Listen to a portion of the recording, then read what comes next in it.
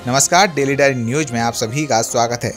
भारत और श्रीलंका के बीच खेले जा रहे चौथे एक दिवसीय मैच में एक बार फिर से धोनी ने साबित कर दिया कि डीआरएस का मतलब धोनी रिव्यू सिस्टम होता है। क्योंकि अपना पहला एक दिवसीय मैच खेल रहे शार्दुल ठाकुर की एक गेंद जब बल्ले से लगकर धोनी के दस्तानों में जा समाई तो धोनी ने अपील करना शुरू कर दिया, लेकिन एम्पायर ने इस अपील को नकारते हुए गेंद को वाइड करार दे दिया।